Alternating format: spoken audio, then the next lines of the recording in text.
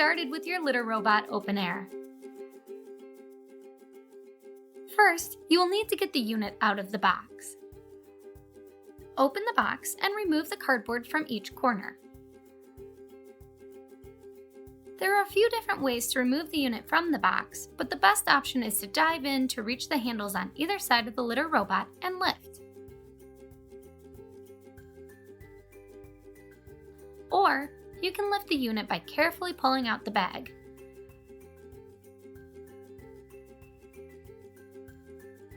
Lastly, you can gently lay the box down and slide the unit out.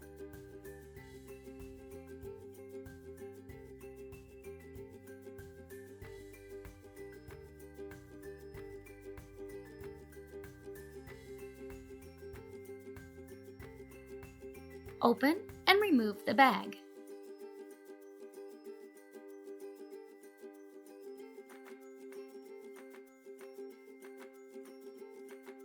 Remove the cardboard spacer and tape.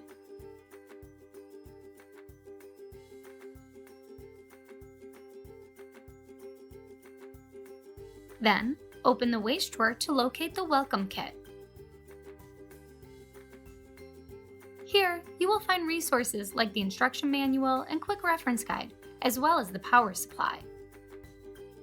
Before we go any further, I want to introduce you to some main components. This is the control panel on the base.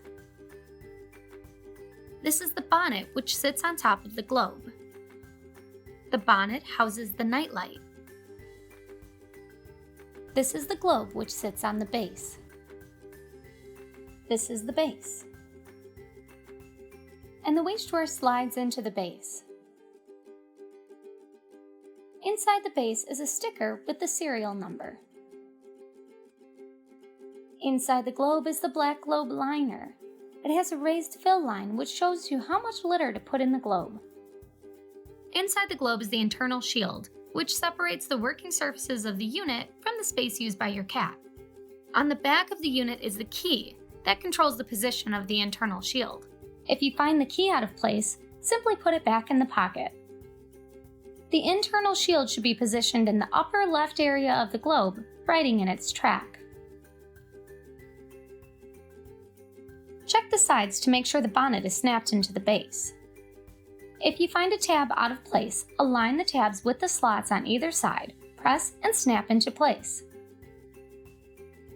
The litter robot will not cycle without the bonnet connected, so be sure it's securely in place on all sides. If possible, place the litter robot in the same location as the old litter box, at least during transition. Make sure the unit is on a firm, level surface. Avoid soft, uneven, or unstable flooring. Locate the unit near a power outlet. Keep the unit indoors in a cool, dry location. Reduce exposure to high temperature and humidity. Ensure the unit isn't pushed against a wall or into a corner. It must not be touching any walls. Place mats or rugs directly in front of, but not under the unit. The litter robot litter sifting system requires clumping litter to work properly. We recommend high-quality clay clumping litter. Litter beads and crystals that are small enough to pass through the screen will also work. Fill the globe through the opening with clumping litter until it meets the raised fill line when spread flat. That's about 8 to 10 pounds of weight, or 1.5 gallons by volume. Do not use litters that are strictly absorbent, non-clumping, loose clumping, newspaper-based, or wood-based pellets. When filling the litter robot for the first time, it is best to continue using the brand of litter you were using previously, as long as it is a clumping type of litter. Plug the small end of the power supply into the socket at the back of the base. Then plug the AC-DC adapter into a wall outlet. Press the power button. The litter robot will perform an initial clean cycle that will last about 2.5 minutes. It will then return to the home position with the blue light on. Your litter robot is now ready to use. However, we recommend powering the unit off until your cats become familiar with and begin using the litter robot. Refer to the list of tips and tricks to help your cat get used to it in the instruction manual. Ongoing maintenance. Empty the waste drawer when indicated by the flashing blue light on the control panel. How often you will need to empty the waste drawer depends on the number and size of your cats. For 2 average-sized cats, twice per week is typical. For a single cat, once per week is usually sufficient. Pull out the waste drawer using the handle below the step, then gather the edges of the liner bag and dispose. You can use the Litter Robot custom-fit biodegradable waste drawer liners or any 10 to 13 gallon trash bags.